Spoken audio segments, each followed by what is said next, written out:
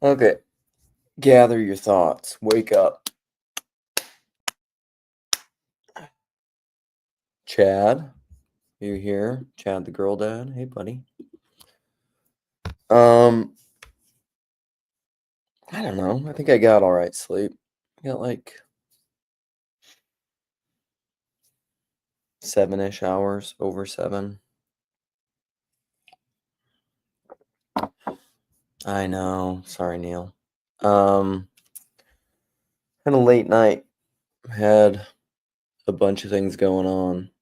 One of those adulting nights when you're just like,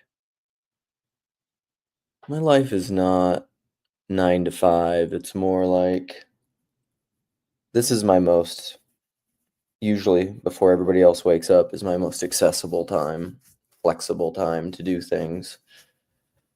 And so I guess this is my hobby, my relaxation. But last night was busy running around doing a lot of things until about 9:30. And then I watched a little Ted Lasso with the wife. What did it make me think of last night? It was something I was going to talk to somebody in the TLC about. It's an all right show, it's not too bad. All right, let's get into the topic. So, as I usually am, I'm thinking about church. I tend to think about church a lot. I think that's the easiest way to summarize it. Religion, church, spirituality, Christianity. I actually saw this merch from, what's the guy's name? The Gospel Simplicity thing, whatever his name is. You guys should know his name. Starts with an A, I think. But he has these shirts that say like spiritual and very religious. And I was like, that's great. Because, it's tell me about the God of your own understanding. Tell me about the God you don't believe in. I probably don't believe in him either. Tell me about the TLC you don't believe in. I probably don't believe in it either. Which a lot of that has to do with how I think it's also rooting. There's some weird sound going on in my house, which I feel like is one of my children with like a bird alarm. It's got to be my son going to running group. But it has a lot to do with rooting. I think one's trying to root one's understanding of things in a definitional understanding versus a personalist understanding. And a lot of what the conversation I want to have this morning, what I want to talk about is the personalism, and is another way you could have phrased it is Orthodoxy fundamentally a personalist relationship or a personalist religion? And what is personalism? And I think one way that you can say personalism is something that we talk about often is sincerity culture, authenticity culture, pro-felicity culture. And a lot of that has to do with mediums and McLuhan and the evolution of consciousness and how people thought of things. Rigel Winsong Thurston was doing in his last live stream last Friday, which I'm guessing PVK isn't going to be doing it again. So Rigel does a live stream at the same time. I don't know if he has one scheduled this time. Thank you. My wife does not like this shirt, but it is a comfortable. I'm always looking for comfortable summer shirts. You can really, I never know to button this button or not. This is like a, let's do this one. This is like if you're a, like Hispanic and you want to go with that vibe and wear a necklace outside here. And my hair's growing, man. That's what's happening. See? It's growing. It's a little matted down from sleep. And so, but anyhow, medium. Back to sincerity, pro-felicity. I got distracted by Cece talking about my shirt. And sincerity, authenticity, prophilicity, and mediums, and uh, uh, mind control, propaganda, how we think about these things. Um, so I would say a lot of what sincerity culture was probably before the technology of radio, and probably before any sort of mass media, radio and TV. And even into radio and TV, those lines are starting to blur because medium and message, the medium is the message, McLuhan. And so older cultures. So think like in America, I think boomers and before, they're very sincerity culture. I tend to think of it pejoratively as kind of a group think. I do think that to some degree, we all think together because no man is an island, and we're all doing collective cognition or whatever. It's inevitable. If you're thinking in English, if you're thinking, all text is contextual, all things are contextual. You can't ever abstract or subtract. You can't ever remove something from its context, whether it's linguistic, cultural, familial, all these different spheres, all these different resonances that affect how and what you perceive, because what you see and hear depends a lot upon where you're standing and the kind of person you are. So sincerity culture are these older cultures that tend to think of things, I don't know, they think of things in a very different way. And to me, my whole life, I always thought, I mean, just the hard way to say it is I was just like, they're not thinking. They're not really like free thinkers or open-minded or looking at things and discerning them and analyzing them. They just kind of take what they were received, right? Receive with meekness the implanted word, which is able to save you. They took what they were received culturally. They took what they were handed, and they just then enacted it again. It's like Tom Lukeson, or it's like, PVK.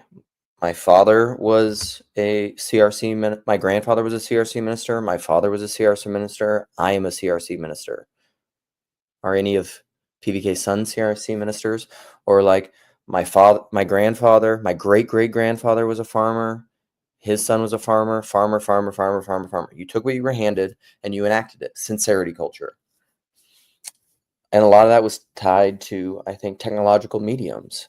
Before technological mediums, where perhaps different options were even you weren't even awakened to different options, and also they weren't even possible in a lot of ways. It took way more effort to step out of the bounds of your sincerity culture in an ancient tradition. Like I watched that show, whatever, that Netflix show, Taylor Sheridan, American Primeval, where like in America, the Old West, if you were going to move from the East Coast, number one, getting to America anyhow, it was a challenge, right? You're like going overseas. They weren't doing flights. And even then, that's cost. You have to have the money to be able to do all that. Thank you, Ron. I appreciate your short live stream. But then even in America, if you want to travel out west, it was hard. It's hard times, dangerous, not a lot of support, not a lot of infrastructure, long times on your own, covered wagons, dangers beset on all sides, wild animals, maybe potentially some Native American peoples who didn't really want you there, etc. So it was really hard to step out on your own and to do something different. It was much easier to just get what you were handed, both professionally and I would say probably intellectually, religiously, culturally, all these different ideas. You couldn't, what you thought somewhat in and of yourself, how much it resonated with how your self-conception and your self-perception of yourself was kind of a non-issue. People didn't care that much. And then we had radio, TV, and then a culture and generation that was raised more so by set and latchkey kids, TV, set, Grim Grizz. I think a lot of that was the millennial generation, a little bit of the Gen X, but then more so the millennial generations. And then you get into the age of internet and you get into pro-felicity. So like authenticity culture is, does this relate to me and how do I feel about this? Is the religion that my parents practiced, does that feel true to me? That whole thing, authenticity. Perhaps even like on the more extreme version of is just like, is the body that I've been given, is that authentic to me? Um, are and part of that is because you have options, right? There are many things that are available to you through these different media things that are affecting you, and so then you think, well, do I like what I've been given, or do I want to go try to get something on my own or make something myself? Self-made man. That's a little bit of that's an authenticity culture. And then pro-felicity is kind of a different thing. But I think the younger generations of America, like I was saying, Gen X, millennials, the emergent uh, kind of age generations, because boomers are older and they're dying and they're on the way out and retiring and whatever. They are very much there's a mix, because we're all a mix of these things. But I would say authenticity culture is on the rise, and pro-felicity culture for sure. How you look and how you manifest, and what your profile looks like online. Who am I? How do you present yourself to others? That's more of pro-felicity. How do other people see you through these different ways of media? And then somewhat cancel culture is connected to that, because like, can you be canceled? Whereas I think like, this is a little bit of a side, but like the Rogans, the long form podcast, this kind of thing, is this exactly true to who I am? Well, probably in all the different forms of mediums, I think somewhat relationally based personal live streaming is it's a certain kind of pro-felicity, but in a lot of ways it's the most authentic, and it can be a little bit the most sincere, like especially if you're talking about family, cultural and heritage, where you came from, your father, your family, all that kind of stuff, all these kinds of things that I do. It can feel the most authentic. Is it the fullness of authenticity? No, because that's the most real life, where I would say the fullness of life is where procreation happens, where life and death happens, where the integration of the antimonies of reality coexist, life and death, and shadow, and my family and people who live with me all the time, and the people who are around me in my life, mainly my family. They see a lot more of the full picture of who I am. And the fullness is present in all these mediums for those with eyes to see. But, a little bit of pro-felicity is, how much can you curate these things? How much are you forefronting certain things and limiting and diminishing other things? How much are you, and all that's part of brand, I guess. Like, how much are you forefronting your doubts, your concerns, your fears, your problems, your criticisms? That's kind of my brand, I suppose. I lead with those things. I don't tend to, I'm not curating anything. I'm not scripting anything. I have a mode. I have patterns. I have ways of operating in the world, because guess what? I am an embodied human being. So I'm going to have patterns and ways of operating in the world. That's inevitable. But I'm not trying to I'm not trying to manufacture anything, I suppose. That's one way of saying it. I'm trying to just put it out there, speak the truth in as much as I see it, try to be as authentically true and honest to myself, doubts, fears, concerns, thoughts that I have, and see what happens and interact with people about all that. So that's authenticity. I feel like as an elder millennial, I am figuring out the prophilicity because I'm too old to be like to just grow up in that. I'm not the iGen generation that grew up with, iPads and phones and all that. I didn't grow up with that. I grew up before it, but yet I'm young enough to know how to do it a little bit. And so this is the question then. I think that's kind of the evolution of consciousness related to media, obviously, and culture, of which a lot of, I would say America, in a lot of ways, is the vanguard of, because of how we're situated historically. We're a country of eminent immigrants. We're a melting pot. We're e pluribus unum, out of the many one. And so we're coming out of many different ethnic groups. How is Nate? So a teaser for this is the upcoming conversation, which I think is going to be on Sam's channel because Nate isn't releasing it on Grail Country. I don't know if they'll co-release it. I didn't ask him that. And Sam's been on vacation, so Sam will probably release it on Transfigured, but on their upcoming conversation on liberalism, which is also related to the Grail Country stream with Nate and McMo that happened the other day on like an apologia for Big Eva, which is a great title. It's got a little rhyme to it.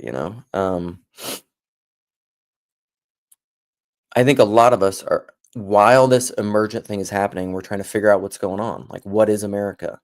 What does it mean to have a country that's founded on an idea, on principles, rather than on somewhat ideas of either the kind of sincerity or even like familial tribalistic culture that we used to be. This is so related to spiral dynamics too. If Rigel was around, I would love to have him involved because he knows spiral dynamics better than me or somebody else. But it's related to all that stuff, but it's not merely family, because authenticity culture includes family. It's related. No man is an island, but it's not sincerity culture. So America has remnants of sincerity culture, and that's part of it, but it's very authentic and it's very profile, and we have all these options. So like, what is a country that's founded on ideas? Because that's a little bit, Yoram Harzoni wrote that book, The Case for Nationalism, which it's not, I haven't read the book, but I've listened to some podcasts and stuff, and the main idea of it is that he essentially says, he's essentially arguing that everything is religious, and that kind of like my Tom Waits video that I love so much, everything arises out of cult. There isn't such a thing. Culture comes out of cult, which is this folk thing that emerges out of the milieu of commonality in some sense. Like a culture is a commonality. It's and some of that's articulable. Some of that's stuff that you can point at and name and explain, like common history, common geography, common language, common values. All of those things are commonalities which create a culture. If there is no commonality, there isn't a culture. So there has to be some sort of like, I don't know, call it normativity, something that is normal, a center with a periphery, a body, something that is at the core of the culture that holds it together. I would say in general, it's probably a mystical center. Oh, pause. I gotta mute this.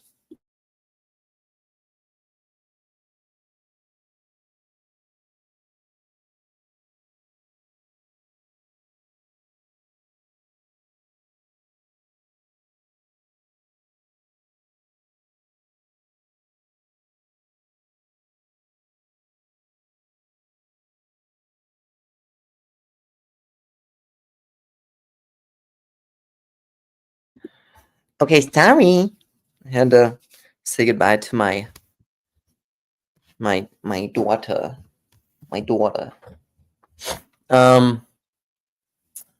So everybody's going their own ways, you know?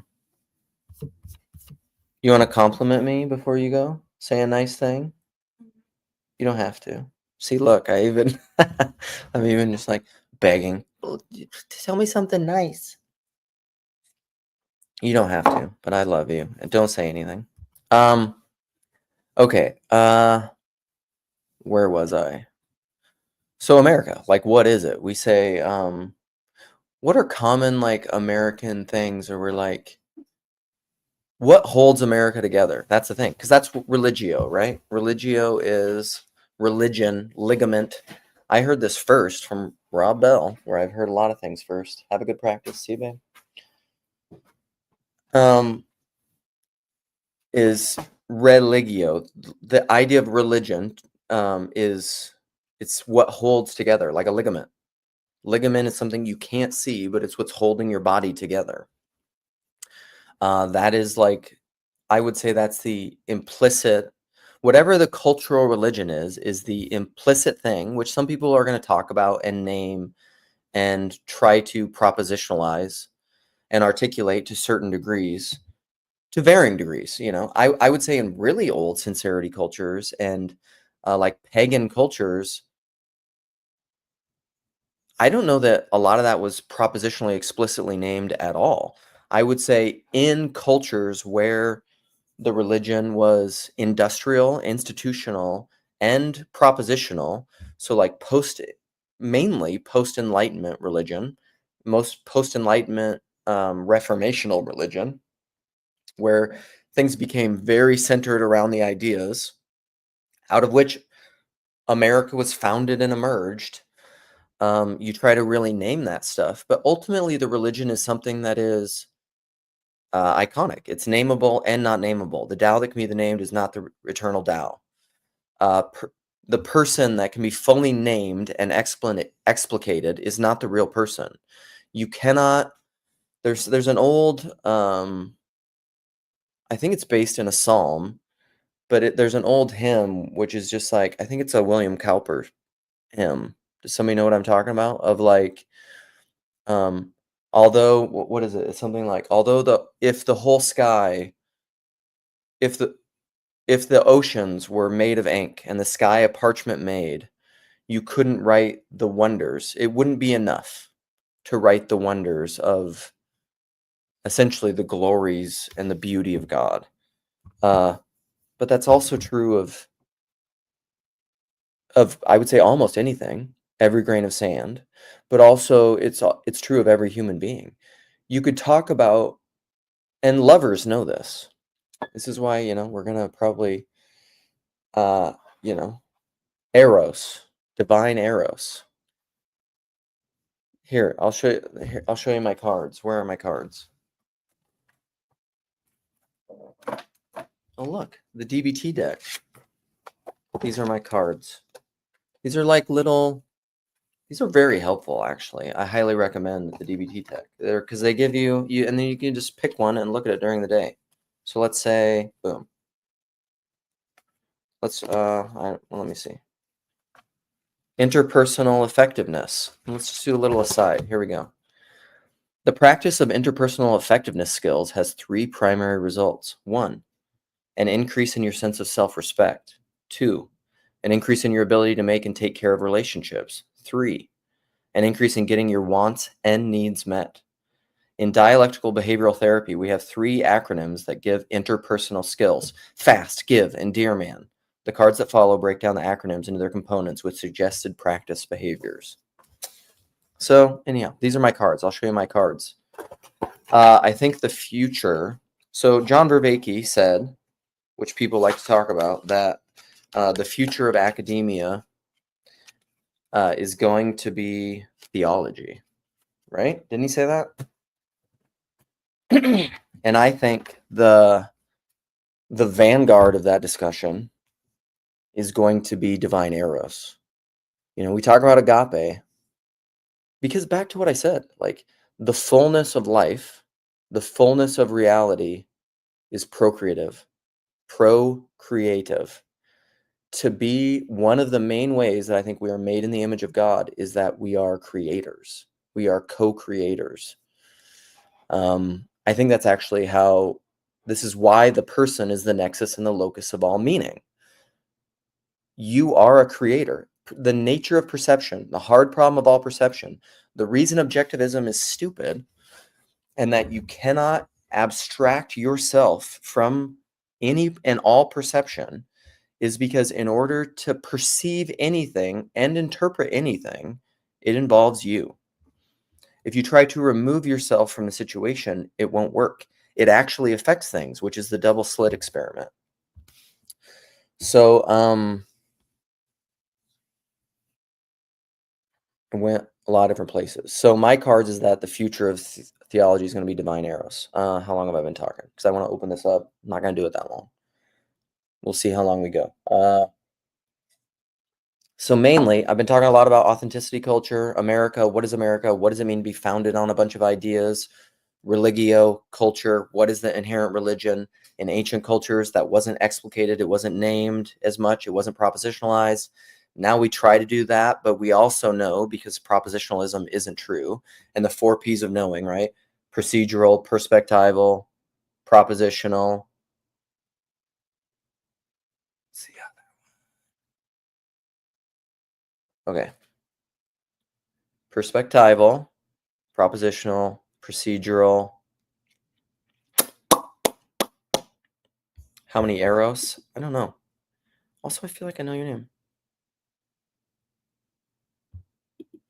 If propositional isn't true, no, propositional is true. It doesn't, well, it's not necessarily true. And the propositional is no more or less true than perspectival or, no, Stephen, although good to see you. Yeah, you can't, quantum entanglement, any sort of entanglement. Yes, exactly. It's the same fractal truth and reality.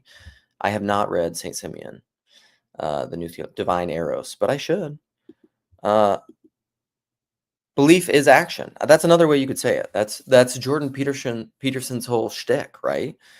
What I believe is what I do. You know, well, who said that too? Um, James, Saint James, right? You tell me your faith, and I will show you my faith by what I do, how you live, because action is fully related. So here's the problem. This is a little bit of the problem, Nathan, because action, what you do in the full sense, who you are, the fullness of who you are. So both how you act in the world consistently over time in a patterned way shapes your body, right? So if you eat well and exercise well, your body will be full of life, full of health, full of vigor, as a rule. There's always exceptions. And if you don't, your body will not be healthy. If you take in good things, if the light, if what you perceive the world, if your eye is full of light, if your eye is one and you're seeing with 2 eyes as one, and what you take in, the eye is the lamp of the body, then your whole body will be full of light. If it's not, it'll be full of darkness. And so, but Jesus also said, right, that many will come to me and say, Lord, Lord, didn't we do this and this and this in your name? And I will say, depart from you, I never knew you. So there's also a kind of hypocrisy. There's also a kind of action which isn't true, which isn't real belief. That's filled in hypocrisy. That's really rooted, I would say, ultimately in mammon, not in God, because you're trying to manufacture something. It's transactional. You're trying to say, oh, I did all of these things to get what? To get eternal life, to get divine favor, to merit something, but you cannot. But that's never the way that it works. And so on one hand, right, and this is not surprising how everything works. On one hand, what you believe is what you do, but only in integration. Where this is where I think it's a Aquinas idea of like pure thought, where your mind is not divided. Because St. James also says like, when you're tossed to and fro by every wave of doctrine, you're a double-minded man. You're unstable in all you do. You're of 2 minds, which is a little bit like the St. Maximus, which I think goes all the way back to St. Maximus, I believe. And then Dionysius, I think, and whatever. And then now it's Pinocchio, but like the angel and the demon on both sides. Like, do this thing you should do, Luke. No, don't do this thing. I should have a puppet show and a felt a felt thing behind me. But I think when you are when one becomes a saint, I think you are integrated into your natural will, not your gnomic analysis will, where you're just being like, should I do this? Should I do this? I don't know. Not knowing is part of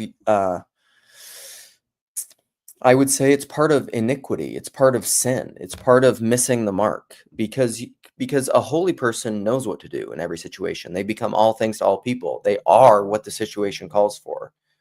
They act in a situation appropriately.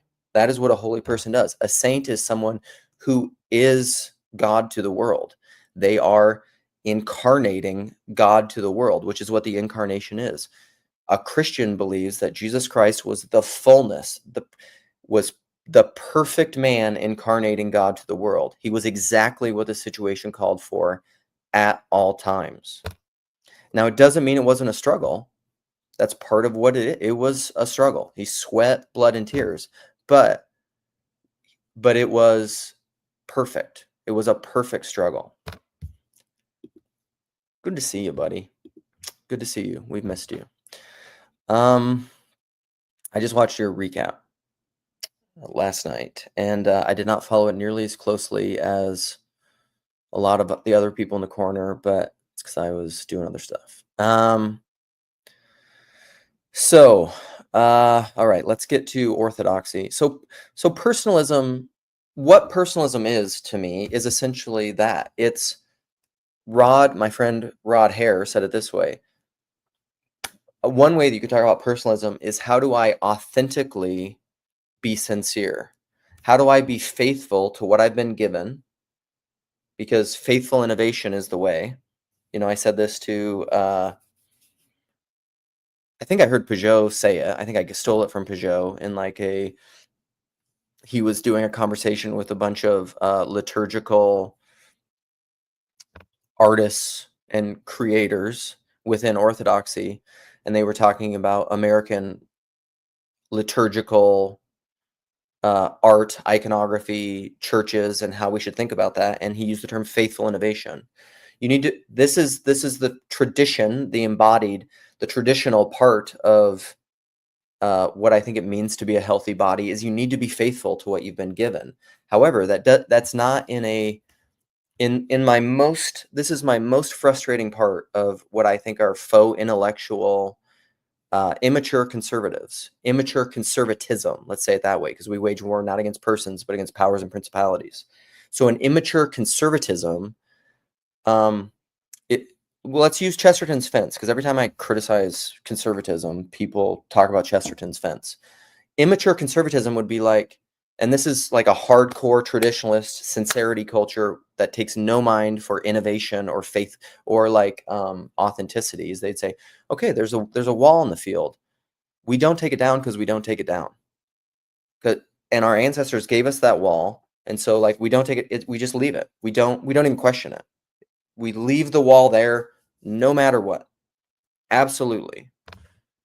Now, Chesterton's point is that I'll say progressivist. It's not even a liberal, but like someone who is careless and so future oriented that they have no respect for the democracy of the dead, which is another Chesterton quote, or like what they've been given, or their progenitors or their fathers or their grandfathers or the ancestors. If you have no respect for what you've been given, the culture that you grew up in, which is probably pretty unwise, then you just ripped out. You're just like, oh damn, I want to walk through here and this stupid fence is in my way, let's tear it down. Well, Chesterton's point is like, maybe you should think about and ask and talk about and discern and have a little bit of hesitancy to think about what's going on with the fence before you just rip it down. Because a hyper-conservatism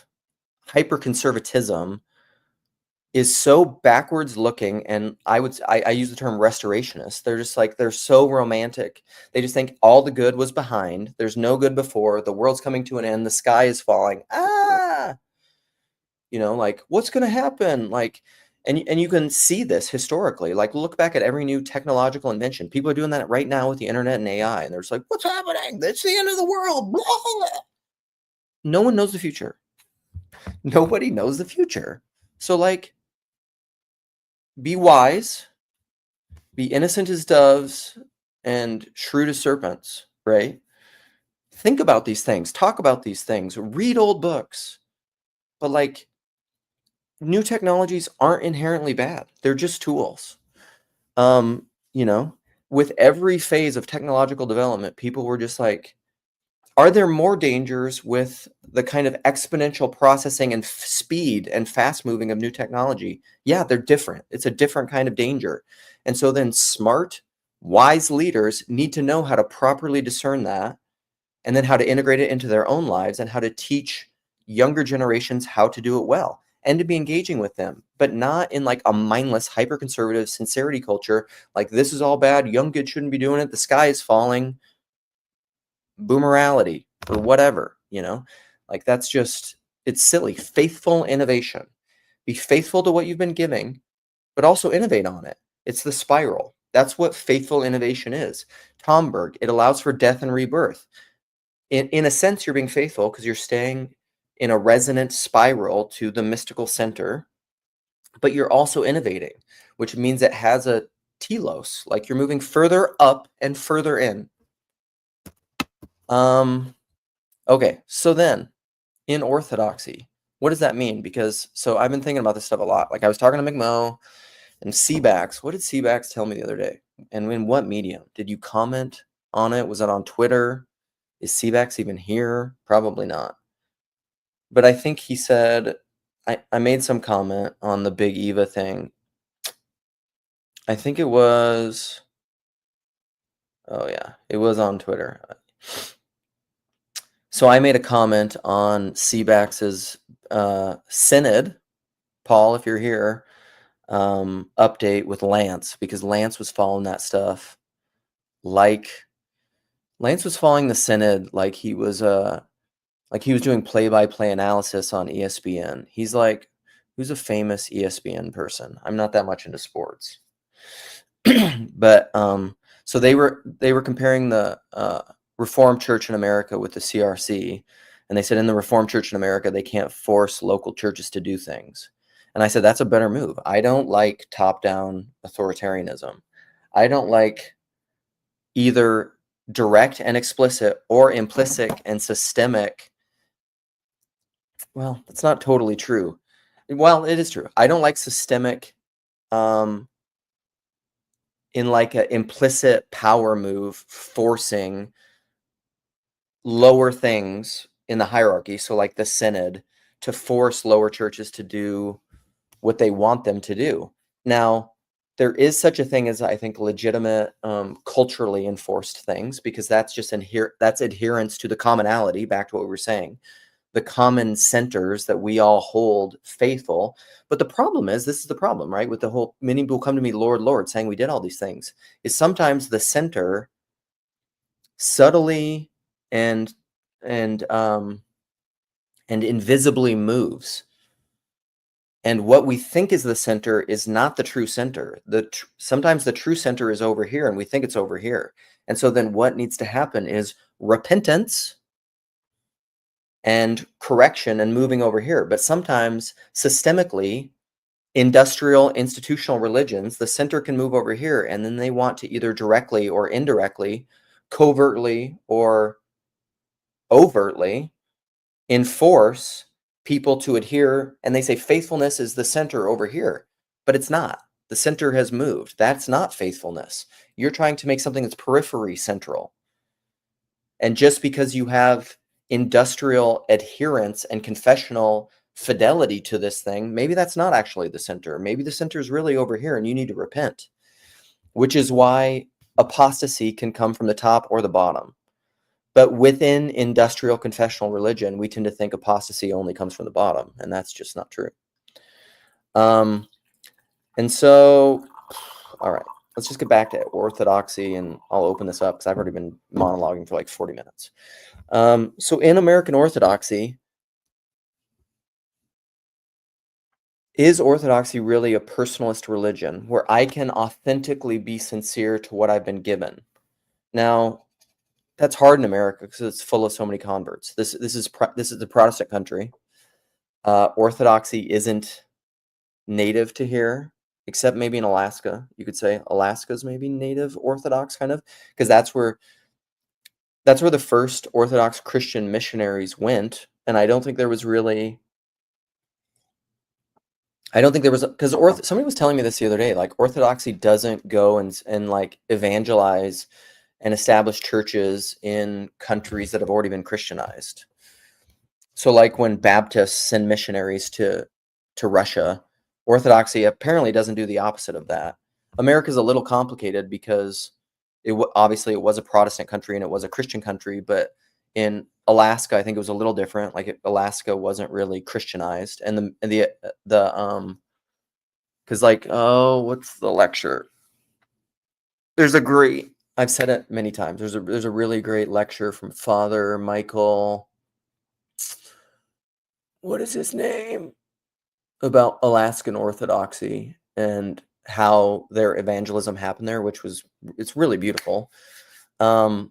And then it also happened with converts, because we are this, as Nate said, I didn't say this before, but America is a gathering of the nations. It's a weird excuse me. It's kind of a weird thing because it is out of the many one. We have this weird kind of oneness and everything is kind of a unity of multiplicity, but we are out of a many one, which isn't rooted in a kind of like Russia. Greater Russia was like, it's all Slavic countries, and so they have some sort of ethnic inheritance. Germanic tribes, like they're all German, and they had like a unity of all the different Germanic tribes. But America is not that. It's everything. It's all the countries of the world together as one thing. And so that, there were Orthodox immigrants that came, and so they continued practicing their orthodoxy, but not in like a colonialist colonizing, like, because this is the painful introversion of orthodoxy. They're not like going out and trying to create and make a lot of, and listen to this, online ortho bros. Like, I think it's fine to be satisfied when somebody wants to become Orthodox, but if you're going out and evangelizing like Baptists to become Orthodox, that's evangelical. That's not Orthodox, I would argue. Which, again, that doesn't mean you're not happy when people want to become Orthodox through whatever means they come, I guess. But it isn't a proselytizing religion in that way.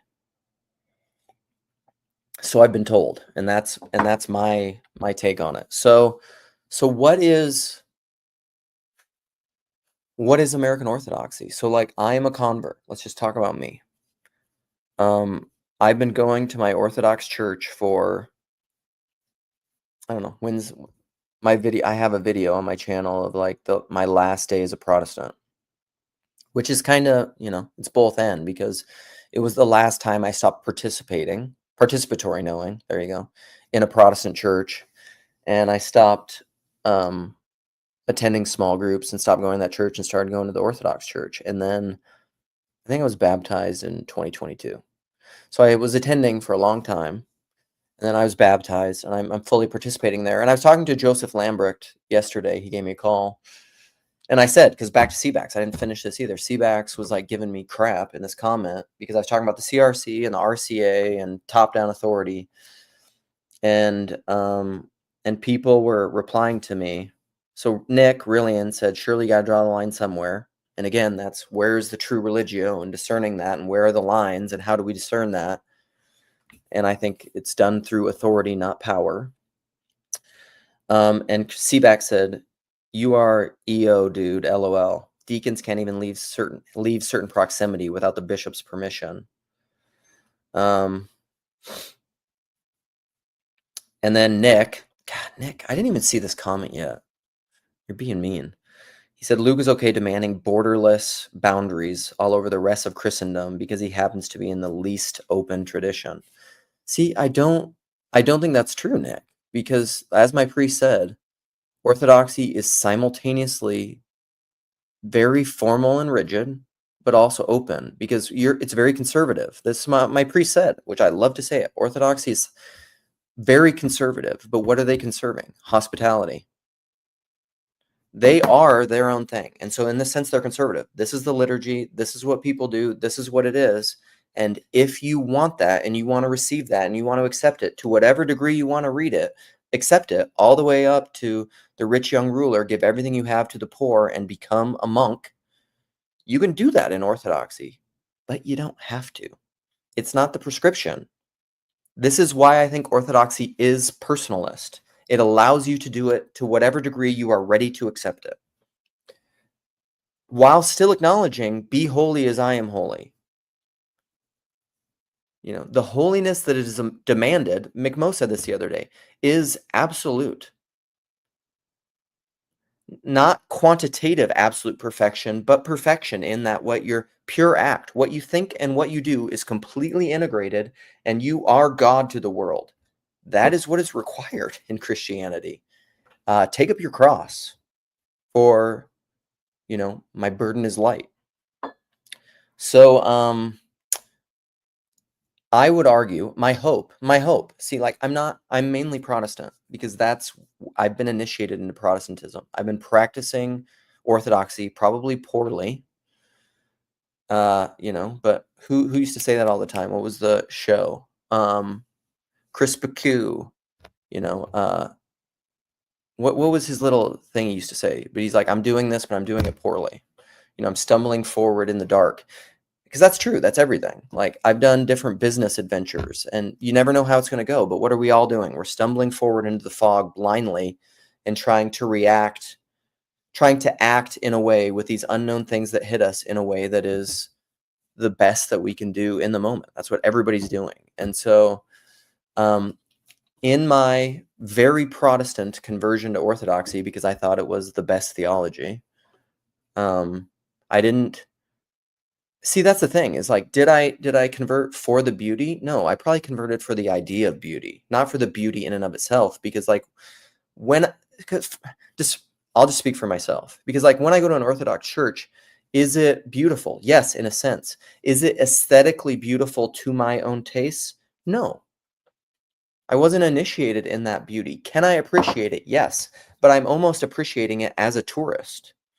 I'm learning to love aspects of it, but like, my ideas of beauty are necessarily connected to where and when and how I was raised. One of the things that I think is most beautiful is like being in western South Dakota in the summer, in the rolling hills north of the Badlands where I grew up, with the wind blowing and a thunderstorm coming, and the grass is moving like waves on the hills. I almost think of like that scene in Gladiator with like the wheat fields, you know what I'm talking about? It's like that. There aren't a lot of trees at all. So like, the clouds are moving in, you have these huge thunderheads, and the sun is shining sometimes, but yet a thunderstorm is coming. And so you have light breaking through. And so there's patches of light all over the rolling hills with the undulating, waving grass. But the darkness, and you can smell the ozone coming. And then all of a sudden there's this giant thunderstorm and lightning, and I would go out and run into the middle of it. I was telling my kids about this the other day, because there was a cool thunderstorm. We don't get nearly as cool thunderstorms in Minneapolis, but there was a cool one the other day. My kids, a couple of them got trapped out in it, and they were riding bikes, and they thought it was so cool. And I was like, those are some of my favorite memories, because like, I would go run out into the middle of the pasture, because it's a cattle pasture, because it's fairly arid, but we'd get these big thunderstorms, and I'd run out into the middle of it. And if you'd get enough rain sometimes, because we'd have a huge rain occasionally, it's usually pretty arid. And then the valleys in between all these hills would start running water, and it basically turned into like a water park. It was like a water slide amusement park. And we would just like, you'd get this huge running water, and there's little drop offs because it's sod. And we would just like go run around and play in the lightning and the rain. And was it dangerous? Who gives a shit? It was fun. It was a good time. So like, that's beautiful to me. Um,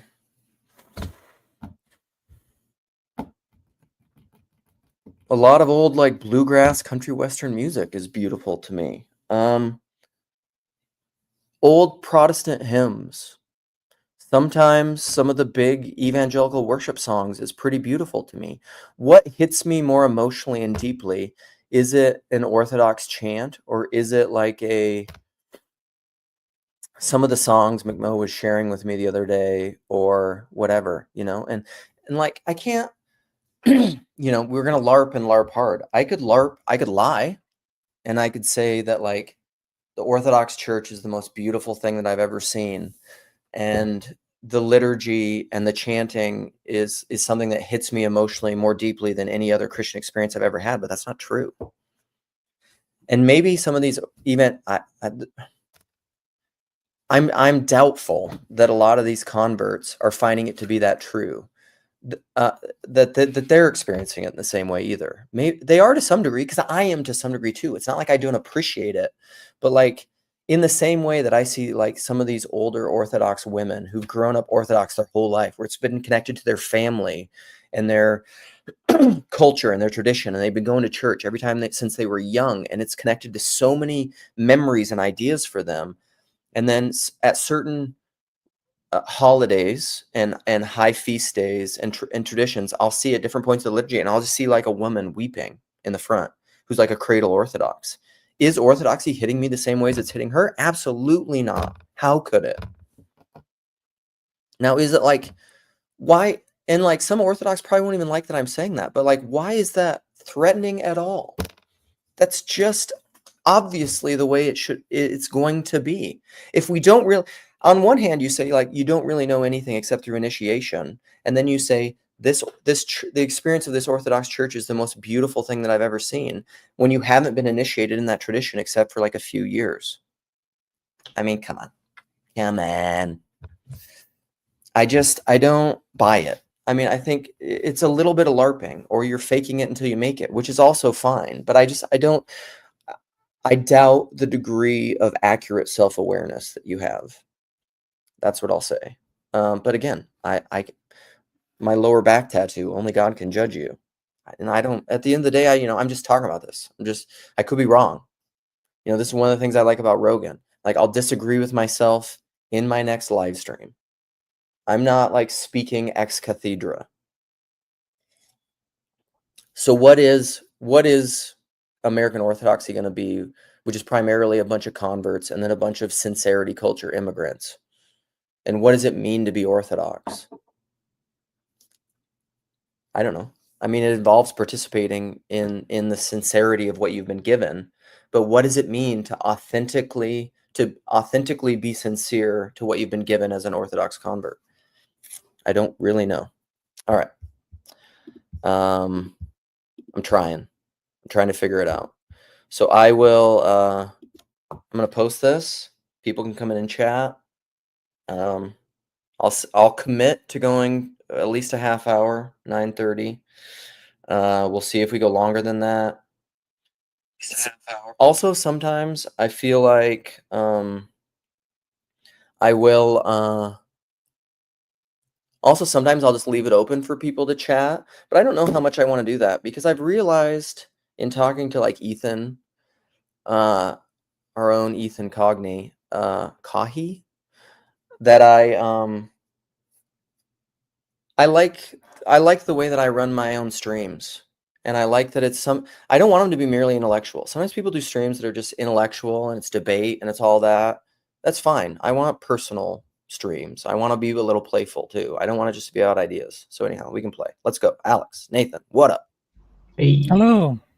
Hey guys, what do you think? Alex, you popped up first. What do you think, buddy? Well, you said I should say many things that were pretty interesting.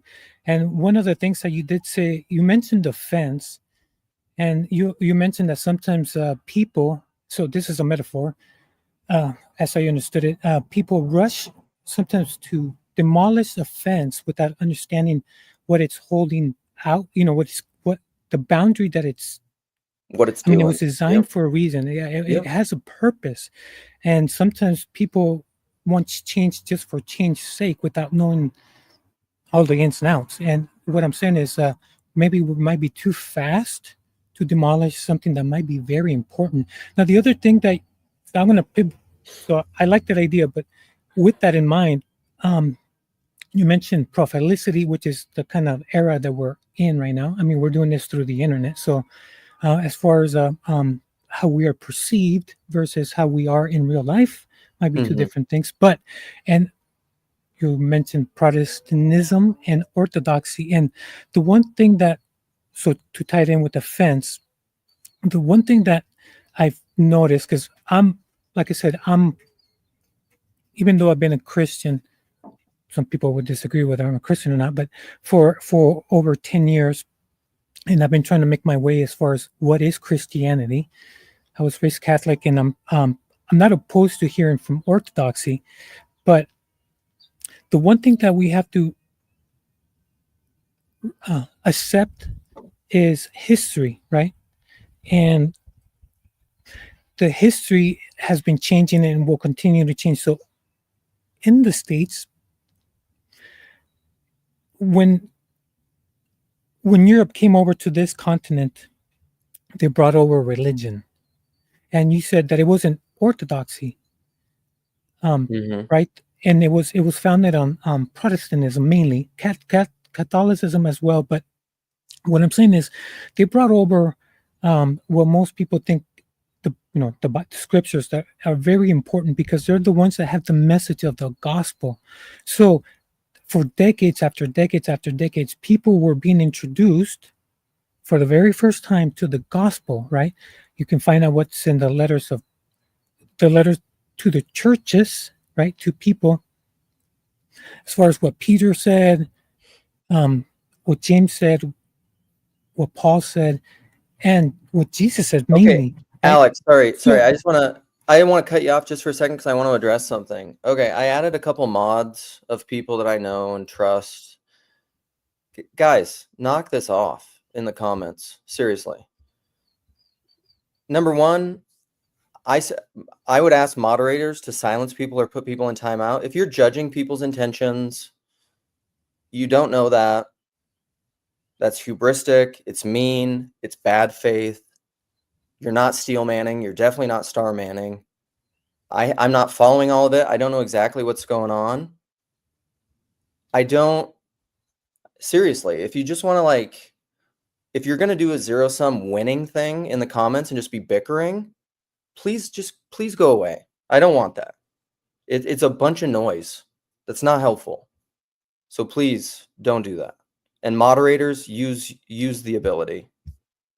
All right, Alex. Yeah, you're talking about Protestants bringing the gospel. Sorry to interrupt. Go back. yeah, for a very long time, for decades, if not centuries, the gospel was being introduced to people that didn't know the gospel, the message, who Christ is, right? He's the one that he's the reason, he's the only reason why anybody gets saved. He is at the end either my savior or my judge, right? And he's the one that gets to decide whether I belong to him or not, right? Whether I'm born again or not, right? Whether I obey him or not. And what I'm saying is, I'm not saying this to, I'm just, what I'm saying is, let's not be fast to demolish offenses, right? As far as, some people might say Protestantism is of the devil, right? Mm. Because like I said, I will, I'm pretty sure you're familiar with this book, right? Seraphin Rose, he also wrote, um, Heard of it. nihilism and all that stuff. So yes, Mhm. like I said, I'm not opposed to hearing from different denominations, to hear their side, right? To hear their point of view. But like I said, it's almost as if they want to get rid of a part of a section of people that are introducing the gospel to people, because Protestants, they are evangelistic by design. That's just who Mm. they are. But anyways, that's just as far as giving my take. As far as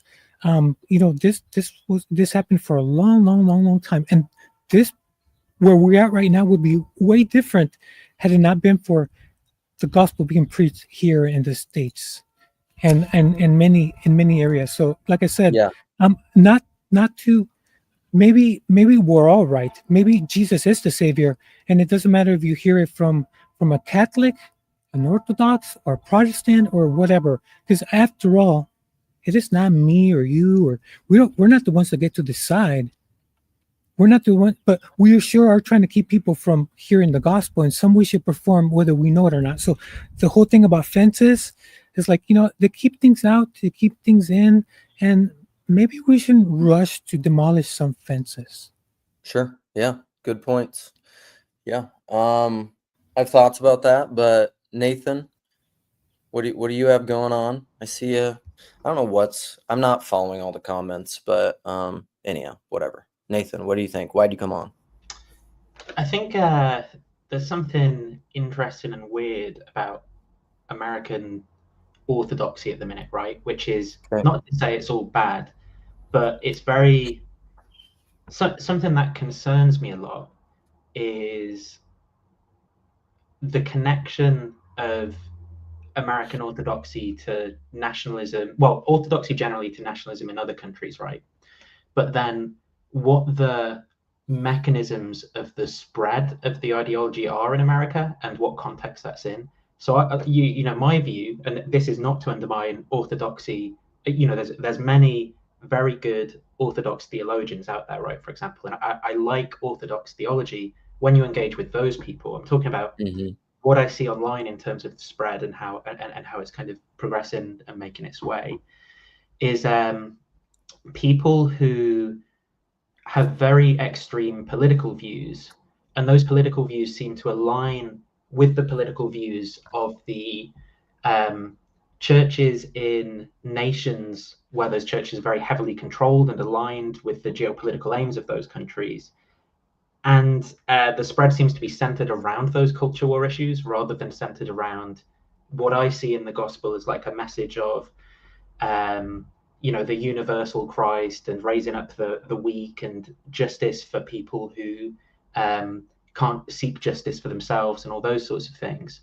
And instead, I kind of see the spread online as being about a projection of power, like ethno nationalistic themes, even if people are reticent to use words like race to connect.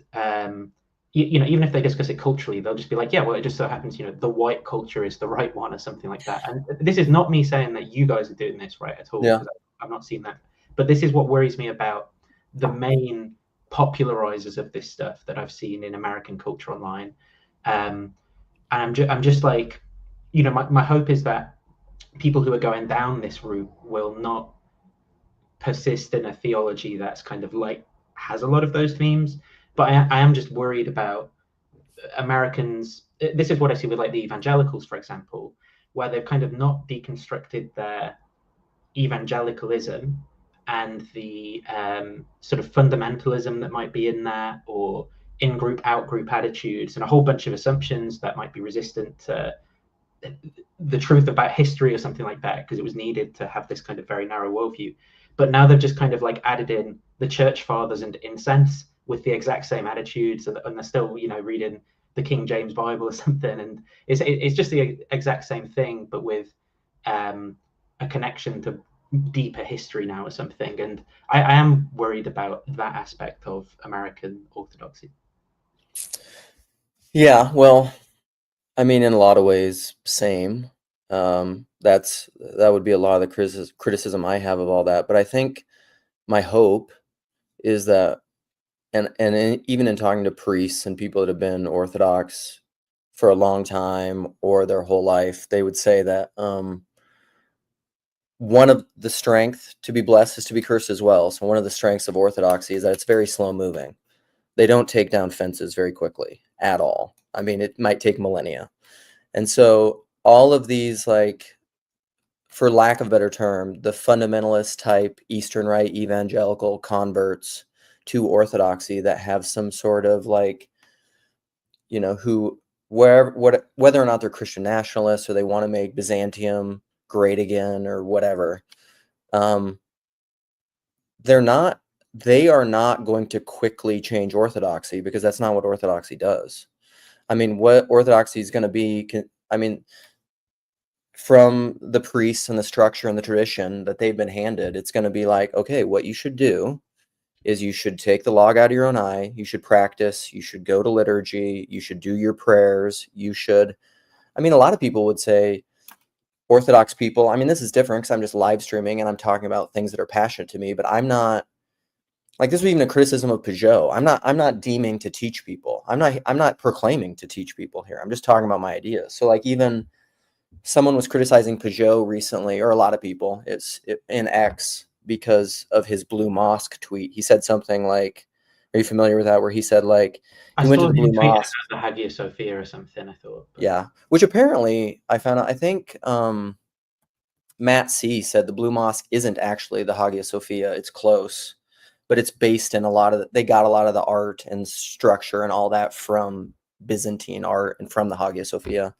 But he just made the quip, essentially, which I think he was doing as a joke and being playful, that if it just came down to the aesthetic differences between the Blue Mosque and like megachurch evangelicalism, like, I'd maybe become Muslim or something, which he's being cheeky. I don't think he really means that, but he's just trying to make a point and kind of have a joke. And a lot of people didn't like that. And then this gets into the question a little bit of like, what Peugeot's doing online is not what I'm doing.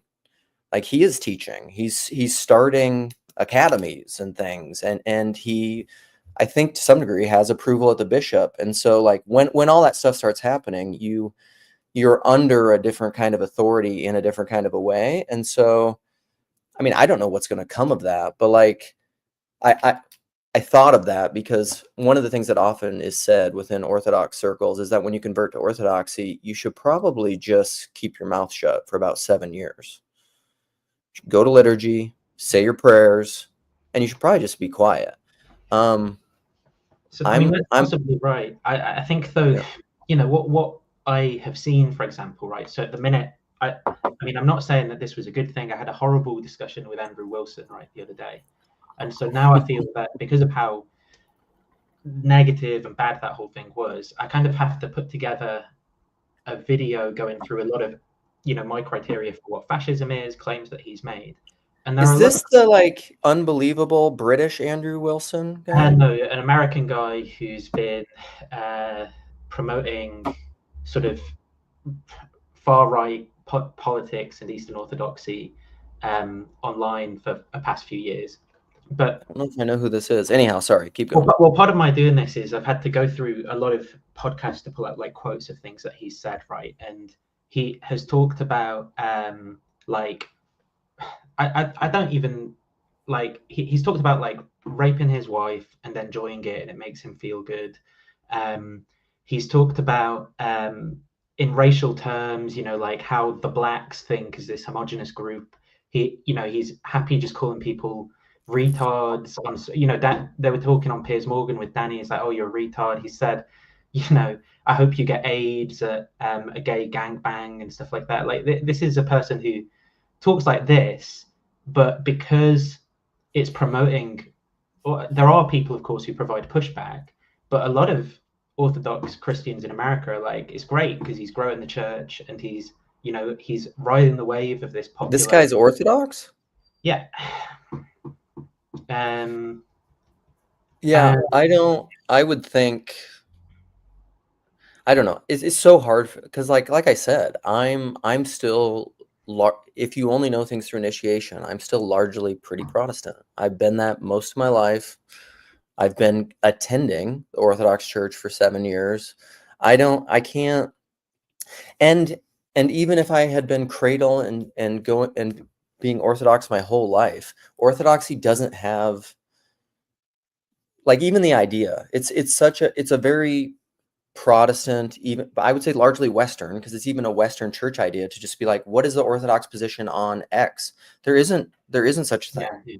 No, but this is, I mean, this is what I found interesting about engaging with him though as well, because the Orthodox scholars who I respect, like I really enjoy like Andrew Louth's work. He's clear about this. He's like, there is no the church fathers, they all disagree amongst themselves on all these topics. So, but then like like when I was talking to Wilson the other day, he's like, there's like clearly just what the New King James Version says.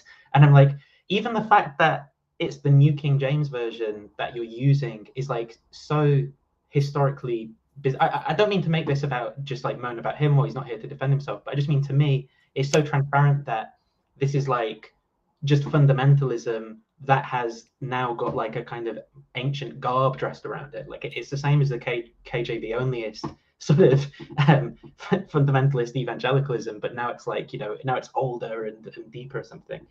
And yeah, it concerns me that, because what I see in Orthodoxy as I've engaged with it, apart from this, is a deeper, more pluralistic and more tolerant tradition that doesn't have this like dogmatic certainty and aggressive nature to it. It's more about the practice and the welcomeness, and yeah, just very different to that.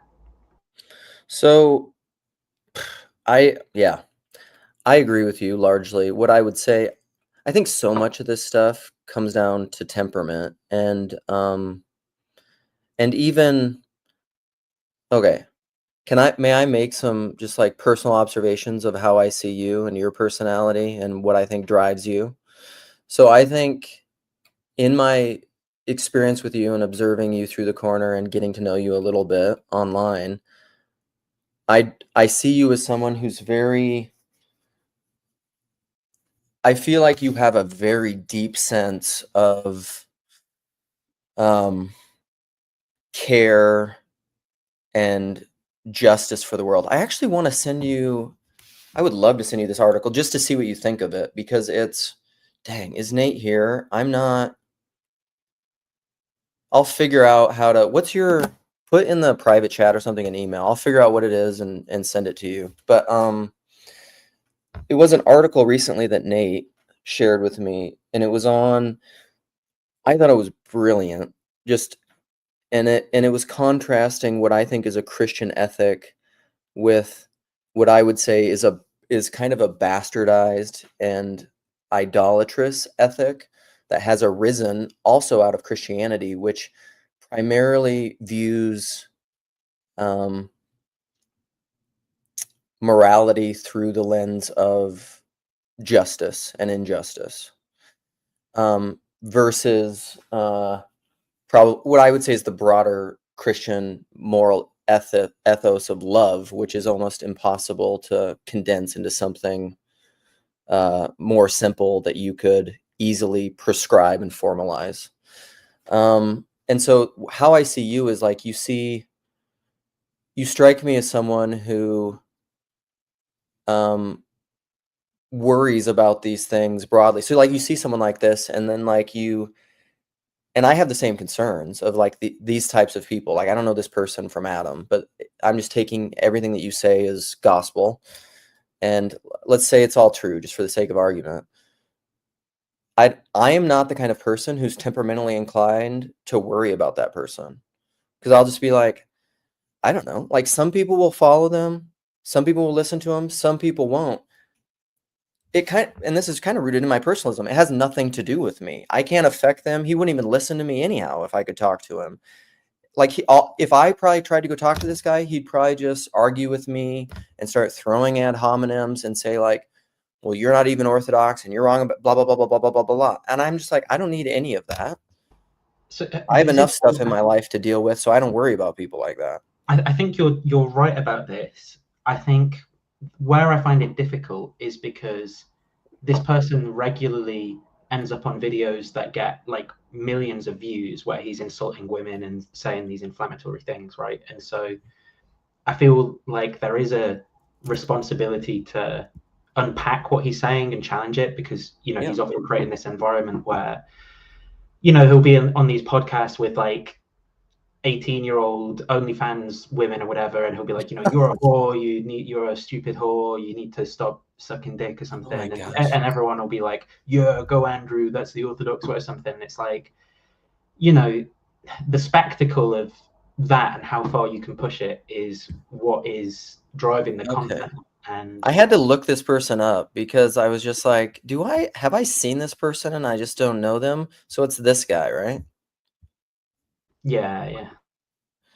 Okay, what's interesting is I don't think I've legitimately ever seen his face. This is it's like a interesting, because like for somebody who live streams, this is where I am, like, people jokingly say somewhat the human paradox. For somebody who live streams and listens to so much content, like that kind of stuff, I'm largely hugely ignorant of. Like I've never seen that guy before, You're legitimately. better off for it, right? I agree. If this is what I struggle with, right? Is like I want that to not be a feature of our world, and it's not realistic to think I can fix it, right? But also, if nobody like sort of challenges this stuff, then they're just Yeah. going to continue to do it and promote it more and more. So this is what I would say to you in regard to that is, if you want my unsolicited advice, I would say, and this is something that's going to be true to your own authentic experience anyhow, because it's going to take your own discernment, which all things do. I don't think it's wrong to, because I do this all the time too. I don't think it's wrong to speak out against something that you see as wrong or bad or whatever. But like, that's fine. But then I think if you have ongoing anxiety and worry and like, the way that I see it as a Christian is like negative fruit of the spirit within yourself about that ongoing interaction, I would say what that's telling you in discernment is that something's misaligned in your values of how you're approaching that situation. So yeah, speak against it. Great. But then sow your seed, say like, I don't like this and I think this person is wrong. And then you give it to God. I think that's the Christian response, because the worry about it, because like I said, you can't, it's almost like spheres of influence, like you can't really control that guy. That guy's there's all sorts of stuff in the world that I don't like and that I think is wrong and people behaving badly. And I'll maybe talk about some of it, but largely I can't I can't even stop myself from doing the things I shouldn't be doing. Mostly the things that I worry about, truthfully, are like my daughter side-eyeing me and like maybe being disrespectful and handling things in a way that I don't like. Like those are the things that I can't let go. But I need to let go because like I'm the adult, I'm the parent. I have to show her through love to like humbly accept that in humility and see whatever golden, all the shit that I talk about on here, I have to live out in my life. That's what not being a hypocrite is. I wanted to say something because I got a feeling that if, let's say, for some strange reason, he was deplatformed or something happened and his channel was taken down, you'd be like, oh, good. Sadly, I guarantee you that there's probably like 10 or 100 more just like him, other channels that you are not even aware of. But the thing that I hear a lot in my line of work is things that we have no control over or very little control over that are disrupting our inner self, right? So they're getting in the way of what I could be doing, because we all deep down inside want to be productive, right? And if we're Christians, we want to grow the kingdom, right? So we want to be productive, but sometimes something holds us up or we get distracted. And in behavioral health, there's this thing called radical acceptance, where you just got to be okay that these things exist. You got to be okay that you are just one person and you may not be able to do anything about that. You So just gotta to be that, okay with Alex, I totally agree. That's like that's a DBT thing, but I would the dialectic in DBT is radical acceptance and change. Well, So you need to that's where I was. Yeah. That's where I was going. That's where I was going. So, Yeah.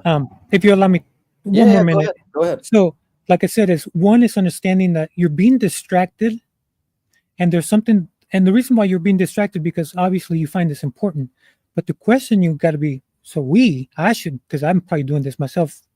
And the worst thing is there's some things that I'm doing that I don't even know that I'm doing that I shouldn't be, that are distracting me. Is if there's something that is getting my attention and is keeping me from being productive, I got to find a way to use that energy to be productive again. So if it means like whatever it is, I'll give you an example. Protestantism, there's a thing about prosperity gospel where we're just like, oh man, that's just so bunk, and we get irritated, you know what I mean? But these people are very popular, and there's a reason why they're popular. There's a reason why they're everywhere, right? It's like the lie, it's like, what's that saying about the truth, the lie traveling way faster than the truth or whatnot? But anyways, to get back to my point, if we're concerned, but we're getting stuck and we're being distracted, and we're wasting so much time and energy on something that is negative that we want to fix, we should be able to find a way to be productive again, but in a way that we can. So yourself or your inner circle, if you can find out what's wrong and try to get that out of your life. So be like, okay, I got to make sure I'm not doing this. And when I run into other people that potentially might think that might be a good idea, I got to be prepared to give them the right point of view. So this obviously is more productive, but to try to take down Goliath by yourself, not everybody was David. There was only one David, and we got to be okay with that. You know what I mean? Sometimes it's not our calling, and somebody else might, but sometimes we just got to do our little part and be okay that sometimes we can't take down Goliath on their own if God hasn't called us to. I think Nathan's got it. I mean, you're figuring it out. The kind of passion that you have, I think, is a good thing. And I think life and making mistakes and discernment is like struggling with that. I mean, I relate as somebody who's a very passionate person. To be blessed is to be cursed as well. Being very passionate about things and caring deeply about things is a huge blessing, but it has a shadow side. Like it sucks to care so much about things because it's really easy to get out of whack, to get emotionally dysregulated about that. And then the discernment of how you need to live that, only you can do, I think what's particularly difficult, right, is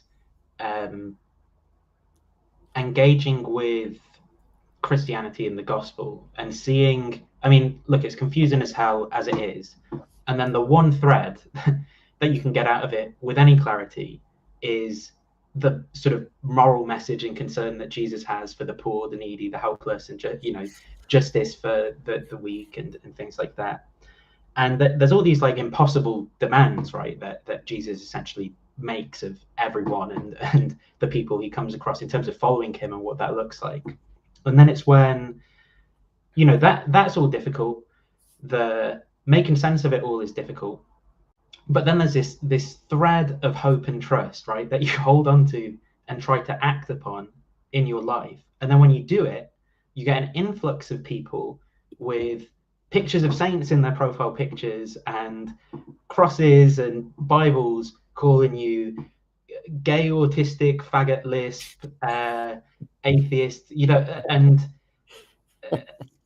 sorry that I'm laughing. I'm just laughing because it's so ridiculous. It's just a very difficult thing to deal with that when your motivation for doing what you're doing is that attempt to hold on to one thread of goodness, right? It's very demotivating, upsetting, difficult, and I don't think people see that. I think people just want to see it all as some big game of teams and things like that, and that's the problem with all this stuff being entertainment as well as ways that people communicate and spread ideas and connect politically.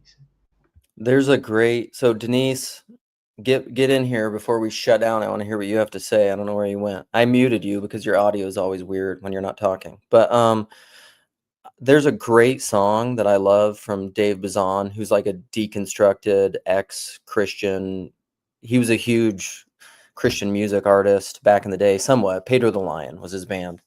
And I love his music. He's actually a really good musician and does great orchestration, but he has an album. His most famous album is called Curse Your Branches, which is a great song. You'd probably like it as somebody who's struggled with Christianity. Anyone who struggled with Christianity would like that album. But he has a song that's called Hard to Be, which is probably my favorite song on that album. And the refrain in the chorus is because it's hard to be a decent human being.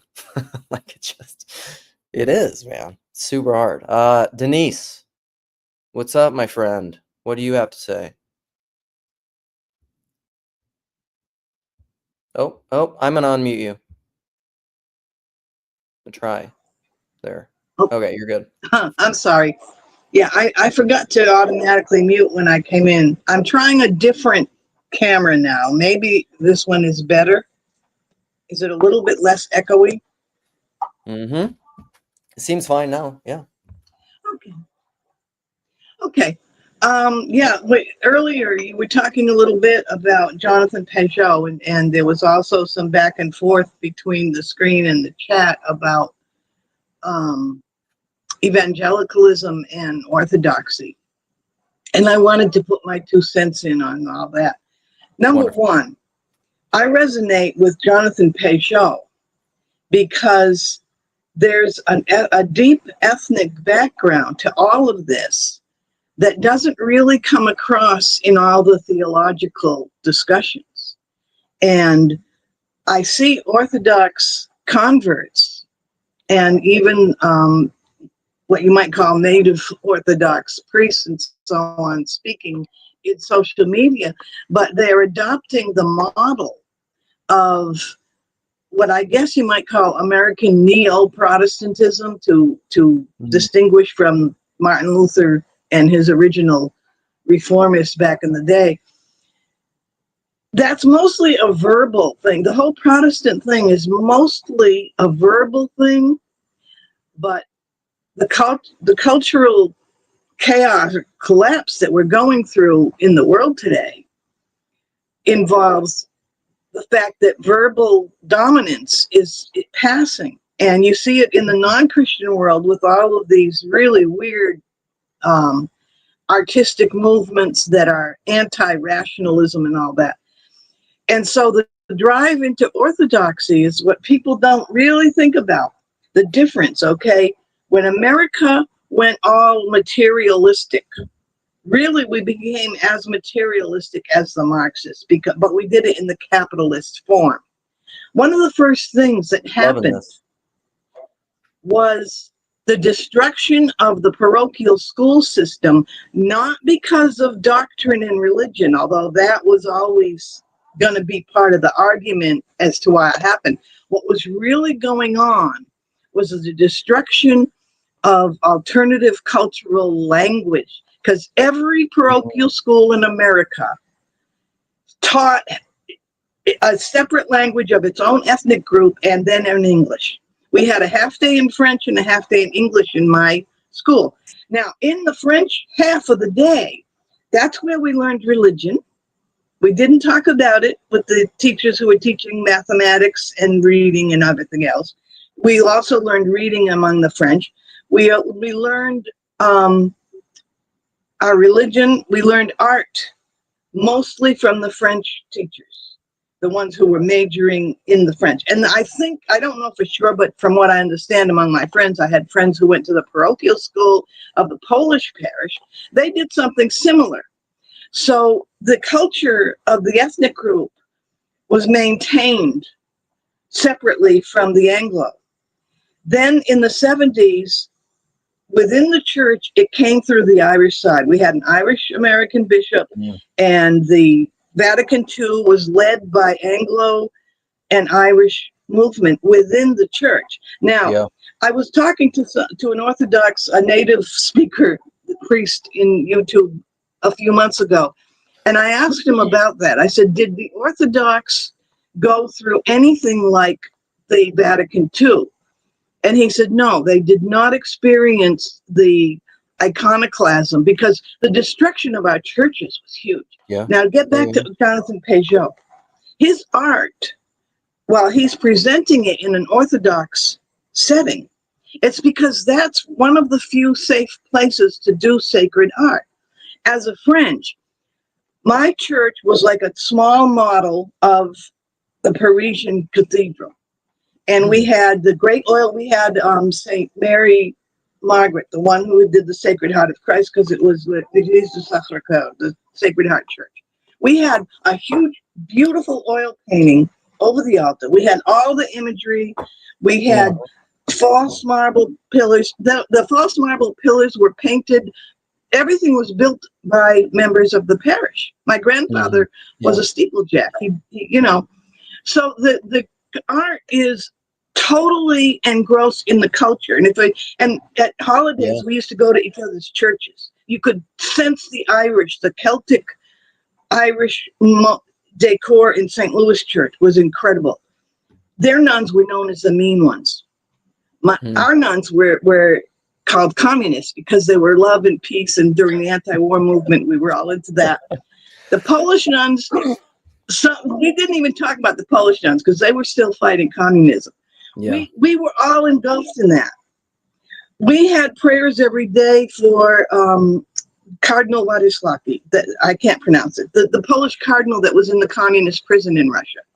Okay. Now, what happened was the Orthodox Church, when communism took over in the communist world, and then in the Western world, capitalist materialism, and I don't want to sound like a Marxist, but it's a fact that we became materialist, even though it was more Marx capitalist. was completely right about that. So yeah, he came from a bad direction, but he knew what he was looking at.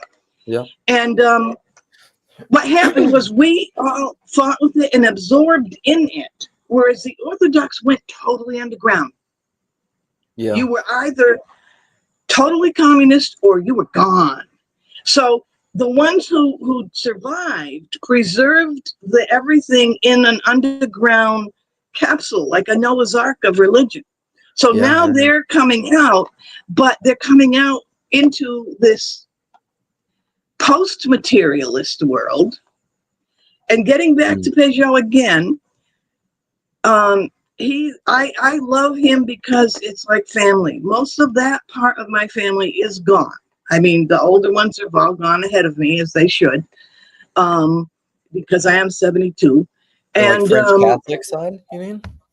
Yeah, country. Yeah. But the thing is, it's also part of the reason why Orthodox don't go for evangelism is that the faith is your whole culture. So when a young man in America today goes into the Orthodox faith and comes out evangelizing for it, it's because he can't bring his whole family in terms of his extended family and parents with him, not easily.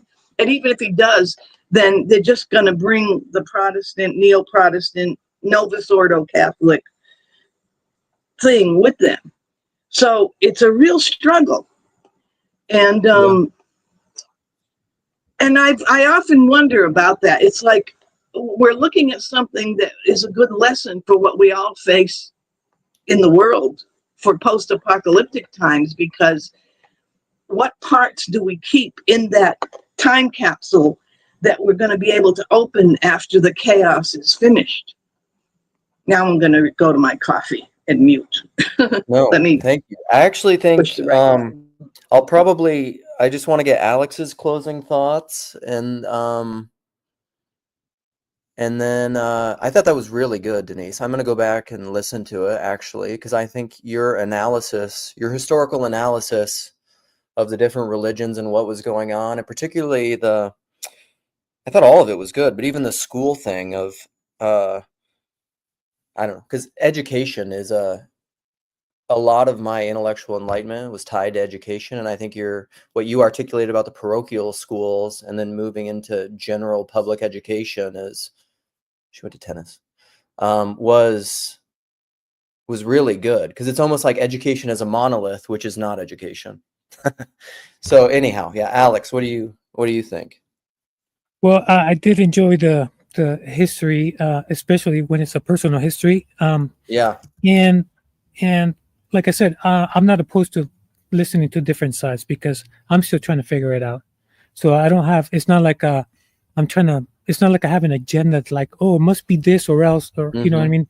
I'm not like that, or at least not at the moment. Yeah. I'm not like I've that. appreciated that about you, Alex. I saw recently somewhere you said something that struck me as having a lot of humility, where you basically came out in like the proper kind of confession and TLC and repentance of just being like, just basically confessing your openness to learning and humility. And I can't remember where it was, but I was just like, heck yeah, Alex, attaboy, good work. So, and I have been, like I said, I've been listening to the history of different denominations, if I might call it that. And if we did have a time capsule, let's say for some reason Christianity had to go underground, it has in the past. So it's not ridiculous to think that maybe down the pike might come about. If we had to put things in a capsule, I would want, so regardless of whether, however feel, whatever people feel about iconography, I know for a fact that there's some people that never got the opportunity to learn how to read. So if we had if Christianity went on the ground and some people preserved some the history of the Bible via pictures or whatnot, I wouldn't be upset over that.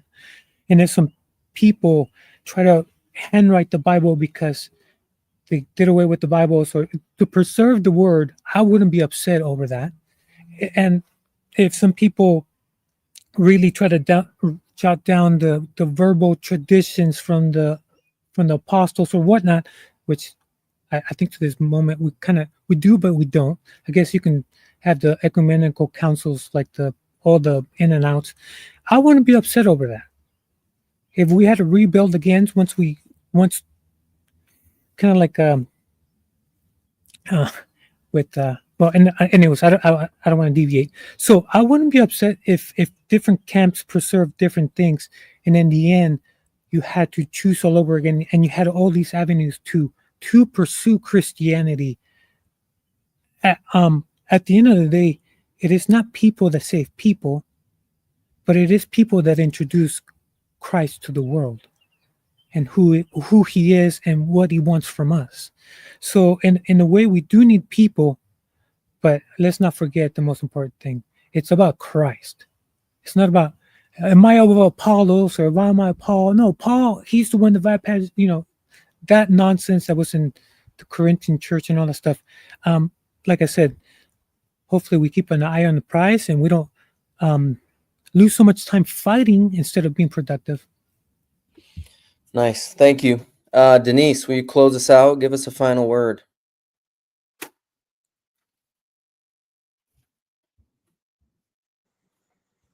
A final word. Wow, that's heavy.